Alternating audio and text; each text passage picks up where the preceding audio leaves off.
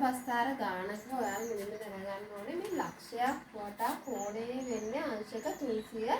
හරිද? දැන් අපි මේකේ ලක්ෂයක් වටේ නෙමෙයි වෘත්තයක කේන්ද්‍රය වටා මේ කෝණය අංශක කීයක් වෙනවද? 360ක් වෙනවා. හරිද? දැන් අපි බලමු ගානක්. හරිද? දැන් මේ හරි අපි මේ මුලින්ම මේ ගානට යන මුලින්ම විෂය ධාරා ටිකක් තියෙනවා. ඊළඟට සිසුන් සංඛ්‍යාව දීලා තියෙනවා. අපි විෂය ධාරා තියෙනවා කලා විද්‍යාව වාණිජ තාක්ෂණය කියන විෂය ධාරා ටික තියෙනවා. සිසුන් සංඛ්‍යා ටික ඉන්නවා කලා 45ක් කලා කියනවා විද්‍යාව 20ක් කලා කියනවා වාණිජ 25ක් කලා කියනවා තාක්ෂණය 30ක් කලා කියනවා. දැන් අපි පුතේ මේ ගානේ මුලින්ම බලන්න ඕනේ මුළු සිසුන් සංඛ්‍යාව කීයද කියලා. ඒතර 45 එකතු කිරීම 20 එකතු කිරීම 25 එකතු කිරීම 30. උත්තරය එනවා 120ක්. එහෙනම් මුළු සිසුන් සංඛ්‍යාව 120යි. හරි දැන් මේ 120 තමයි මේ මුළු වට පස්තාරයෙන්ම අපි නිරූපණය කරන්න ඕනේ 120. ඒ කියන්නේ මේ ලක්ෂයක් වටා සිසුන් 120ක් නිරූපණය වෙන විදිහට තමයි අපි මේ වට පස්තාරේ අඳින්න ඕනේ. දැන් පුතේ අපි දැන් කලාවල ඉන්නේ 45යිනේ. කලාවල ඉන්නේ 45යි. හරිද? ඒතර කලාවල 45යි මුළු සිසුන් සංඛ්‍යාව 120යි. 45 කලාවල ඉන්නේ මුළු සිසුන් සංඛ්‍යාව ඉන්න 120යි. ඒතර මේ කෝණය මුළු කෝණය අංශක 360. මේ 360න් කීයක්ද කියලා බලන්න 360න් ගුණ කරන්න. එතකොට අංශ ගාන එනවා කලාවට කලා විෂය ධාරාව කරන ළමයින්ව නිරූපණය කරන්න ඕන අංශක ධාරාව වෙනවා. මොකද කරන්න ඕනේ? කලා විෂය ධාරාව කරපු සිසුන් සංඛ්‍යාවේ මුළු සිසුන් සංඛ්‍යාව බෙදුවා. ඒක මේ කෝණය මෙතන ලක්ෂයක් වටා කෝණ අංශක 360 ඉඳ 360 වැඩි කළා. එතකොට එනවා කලා විෂය ධාරාව කරපු සිසුන් සංඛ්‍යාව. බලන්න මේක සුළු කරලා. දැන් මෙතන අපිට පුළුවන් 120 360 කියන්නේ මෙතන 3යි. එහෙනම් 45 ගුණ කිරීම 3 කියන්නේ 45 ඒවා 3 145 ඒවා දෙකක් 90 45යි 135යි. එහෙනම් අංශක 135ක් එනවා. මෙතන කෝණය කලා විෂය ධාරාව කරපු සිසුන් සංඛ්‍යාවන කෝණය එනවා අංශක 135ක්. එහෙනම් අපි කෝණමානයක් තිබ්බා. මෙතනින් ඉරක් ඇඳලා අංශක 135ක්. 135 කියන්නේ 180ට වඩා අඩුයි 90ට වඩා වැඩි. එහෙනම් මෙන්න මේව කෝණයක් එන්න ඕනේ. බල කෝණමානය තියලා අඳින්න. එතකොට මේ කෝණය එනවා අංශක 135ක්. ඒක මාර්ක් කරන්න ඕනේ. හරිද?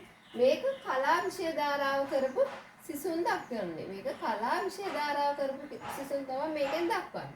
හරිද? ඊළඟට අපි බලමු විද්‍යාව.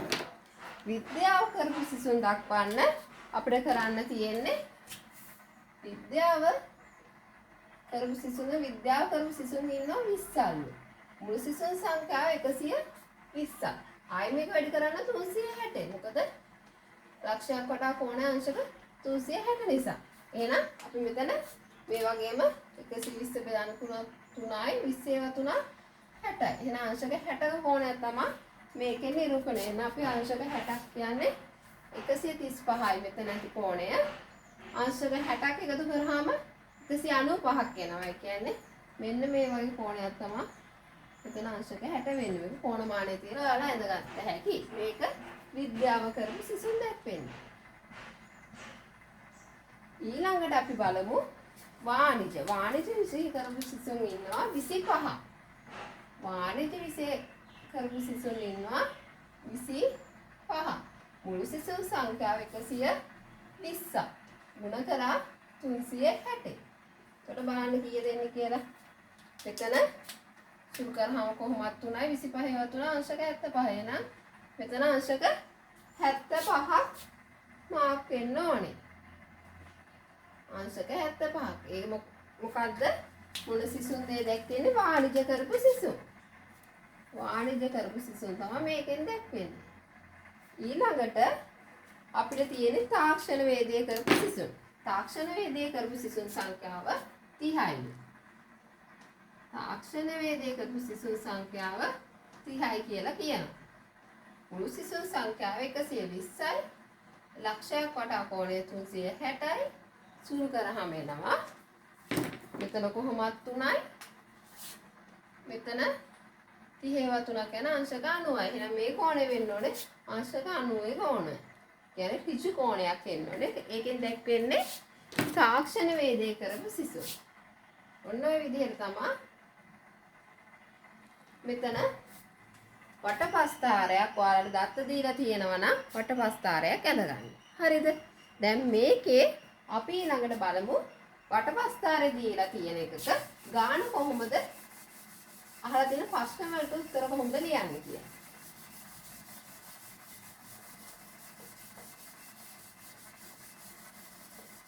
දැන් බලන්න මේ ගාන පහත දැක්වෙන්නේ එක්තරා ප්‍රදේශයක හෙක්ටයාර 720ක භූමි ප්‍රදේශයක වගා කර ඇති වගාවන් පිළිබඳ තොරතුරු දැක්වෙන වටපස්ථාරයකි. දැන් මේකේ බලන්න මේකේ වටපස්ථාරය දිහා මේකේ මේ ඉරි කෑලි ගහලා තියෙන රබර් වල අංශක 150ක් නිරූපණය කරනවා.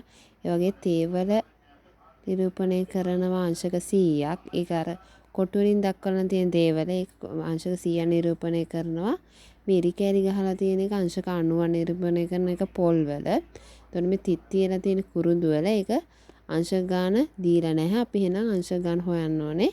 මොකද කේන්ද්‍රය වටා කෝණය අපි දන්නවා 360යි කියලා. අපි අනිත් කෝණ තුන දන්නවා පුතේ. එතකොට අපිට පුළුවන් කුරුඳු වගා කරලා තියෙන කෝණේ කොච්චර ප්‍රමාණයක් තියෙනවද මේ අංශක 360න් අරන් තියෙනවද කියලා හොයන්න. මේ ඔක්කොම මේ වටපස්ථාරෙම හෙක්ටයාර 720 නිරූපණය කරන්නේ අංශක 360කින්. එතකොට මේ එක එක කොටස් එක එක අංශක වලින් නිරූපණය කරනවා. ඒ අනුලෝමව සමානුපාතික වෙන විදිහට තමයි හෙක්ටයාර ප්‍රමාණය බෙදෙන්නේ. රබර් වලට මේකේ විදිහට වැඩිම ප්‍රමාණයක් අක්කර ප්‍රමාණයක් නිරූපණය කරලා තියෙනවා. ඒ වගේ අඩුම ප්‍රමාණයක් නිරූපණය කරලා තියෙන්නේ කුරුඳු වලට. දැන් බලන්න මේ ගාන පහත දැක්වෙන්නේ එක්තරා ප්‍රදේශයක හෙක්ටයාර 720ක භූමි ප්‍රදේශයක වගා කර ඇති වගාවන් පිළිබඳ තොරතුරු දැක්වෙන වටපස්ථාරයකි. දැන් මේකේ මෙන්න මේ විදිහට වටපස්ථාරයක් තියෙන පුතේ.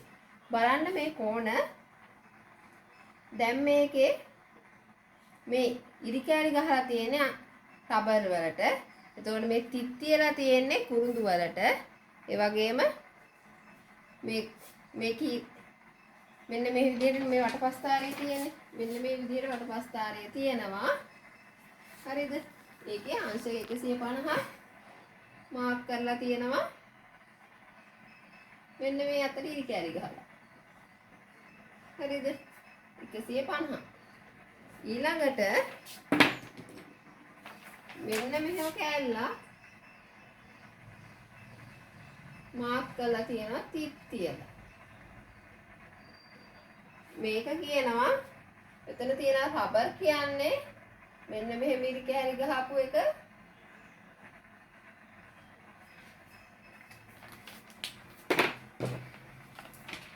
එතකොට මෙන්න මෙහෙම ඉරි කෑලි ගහලා තියෙන්නේ තේවලට. මෙහෙම ඉරි කෑලි ගහලා තියෙන්නේ පොල් වලට. තිත් තියලා තියෙන්නේ කුරුඳු වලට කියලා. දැන් මේකේ අංශක 90ක් මාක් කරලා තියෙනවා. මෙහෙම ඉරි කෑලි ගහලා. ඒ කියන්නේ පොල්. එතකොට මෙන්න මෙහෙම ගහලා තියෙනවා. ඒ කියන්නේ මේක අංශක 100ක් දීලා තියෙනවා. හරිද? මේක අංශක 100යි කියලා මාක් කරලා තියෙනවා. ඔය විදිහට තමයි ඒක මාක් කරලා තියෙන්නේ. දැන් අහන පළවෙනි ප්‍රශ්නේ වැඩිම බිම් ප්‍රමාණයක් වගා කර ඇති වගාව කුමක්ද? වැඩිම බිම් ප්‍රමාණයක් කියන්නේ මේ වටපස්ථාරයේ වැඩිම ප්‍රමාණයක් අරන් තියෙන්නේ වැඩිම ප්‍රමාණයක් බිම් වගා කරපු වගාව තමයි. එහෙනම් මේක වැඩිම ප්‍රමාණයක් තියෙන මේක අංශක 100යි මේක 90යි. දැන් මේ තිත් තියලා තියපු එක දීලා නැහැ. හැබැයි අපි දන්නවා ලක්ෂයක් වටා කෝණයේ අංශක කීයයි කියලා. ද අංශක 360යි කියලා. එහෙනම් පුතේ අපිට පුළුවන් මේ ටික එකතු කරාම 150යි. අපි මේ කෝණය ගමුකෝ තීටා කියලා. දැන් 150 ධන තීටා ධන 90 ධන 100 සමාන වෙනවා අංශක 360. 60ට. දැන් 150යි 100යි 250යි 250යි 90යි 340යි. 340 දාන තීටා තමයි 360ට සමාන වෙන්නේ. එහෙනම් අපි දෙපැත්තෙන් 340 අඩු කරමු. එතකොට එනවා තීටා සමානයි 300 තීටා සමානයි 20යි. දෙපැත්තෙන්ම අපි 340 ගාන අඩු කරයි. ඒක තේරුණානේ ගන්න විදිහ. දෙපැත්තෙම 340 ගාන අඩු කරාම මෙතන 340ට 340 අයින් වෙනවා. මේ 360 340 අඩු කරාම 20ක් එනවා. එහෙනම් තීටා කියන කෝණයේ අංශක 20ක් වෙනවා. එහෙනම් අපි තීටා වලින් දක්වලා තියෙන කුරුඳු වගා කරපු කෝණය එනවා අංශක 20ක්. හරි. දැන් එහෙනම් මේක 20 නම් පුතේ අපි දන්න වැඩිම ප්‍රමාණය අංශක වැඩිම ප්‍රමාණයක් අරන් තියෙන්නේ මේකට. එහෙනම් 150ක් අරන් තියෙන්නේ රබර් වලට. රබර් වලට තමයි වැඩිම බිම් ප්‍රමාණයක් අරගෙන තියෙන්නේ. එහෙනම් වැඩිම බිම් ප්‍රමාණයක් වගා කර ඇති වගාව රබර්. ඊළඟට අහනවා අඩුම බිම් ප්‍රමාණයක් වගා කර ඇති වගාව කුමක්ද? මේ කෝණ වලින් අඩුම කෝණය වෙන්නේ අංශක 20. අංශක 20 අරන් තියෙන්නේ කුරුඳු වලට. එහෙනම් අඩුම බිම් ප්‍රමාණයක් වගා කර ඇති කෝණය වගාව වෙන්නේ කුරුඳු. ඊළඟට අහන ප්‍රශ්නයක් තුන්වෙනි ප්‍රශ්නේ තේ වගා කර ඇති භූමි ප්‍රමාණය කොපමණද කියලා. තේ කියන්නේ මෙන්න මේ කොටු ගහලා තියෙන තේ වලට. එහෙනම් තේ වගා කර ඇති භූමි ප්‍රමාණය කියන්නේ මේ අංශක 100න් නිරූපණය කරන භූමි ප්‍රමාණය. දැන් මේ සියලුම මේ කෝණ වලින් මේ අංශක 360න්ම නිරූපණය කරන හෙක්ටයාර කීයක්ද? 720ක්. එහෙනම් හෙක්ටයාර 720ක් නම් නිරූපණය කරන්නේ 360කින් 360කින් නිරූපණය කරන්නේ 720ක්. දැන් අපි හොයන්න ඕනේ 100න් නිරූපණය කරන්නේ කීයක්ද කියලා. හරිද? 360කින් 720ක් නිරූපණය කරනවා.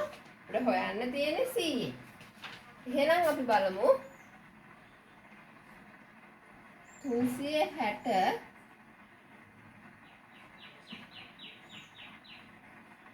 බෙදීම 100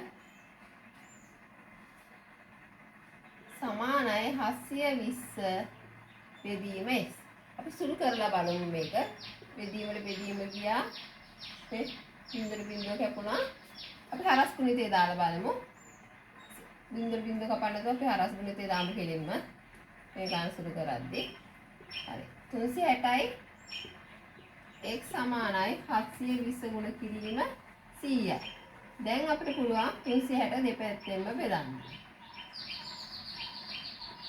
360 කැපුණා x සමාන වෙනවා. මෙතන 360 දෙකක් දෙකේ 100ක් කියන්නේ 200. එහෙනම් x සමාන වෙන්නේ අංශක 200ට. එහෙනම් මේකේ තේ වගා කර ඇති භූමි ප්‍රමාණය අංශක හෙක්ටයාර 200. හරිද? 720 හෙක්ටයාර 200ක්ම වගා කරලා තියෙන්නේ තේ.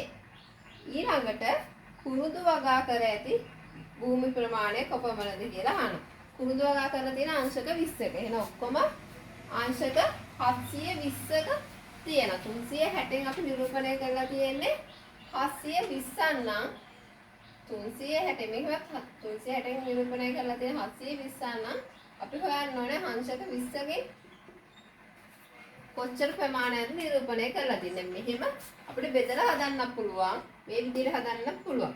720 360 නිරූපණය කරලා මේ කෝණයෙන් තියෙන කෝණය වැඩි කරනවා. එතකොට කොහොමද එන්නේ?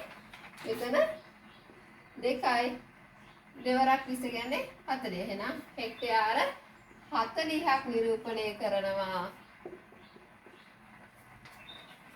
කුරුඳු වලට හෙක්ටයාර 40ක් අරගෙන තියෙනවා කුරුඳු වලට. එහෙනම් මේ ගානත් ඒ විදිහට හැදුවොත් කොහොමද එන්නේ? 720 360 බෙදලා කීයෙන් වැඩි කරන්න ඕනේ? ඒකේ විදිහට නම් අංශක 100ක් වෙනවා මේ තේ වගා කරලා තියෙන. එහෙනම් අංශක 100 වැඩි කරලා එහෙනම් මෙතන 2යි 200 කෙලින්ම හෙක්ටයාර 200ක් ගන්නවා. මේක ක්‍රම දෙකක් තියෙනවා. මේ විදිහට අනුලෝම සමානුපාතිකයක් අරන් හදන්න පුළුවන්. මේ විදිහට නැත්තම් බෙදලා මේ විදිහට හදන්න පුළුවන්. මේ ක්‍රම දෙකකින් හදන්න පුළුවන්. මේ ගණන් හරිම ලේසි.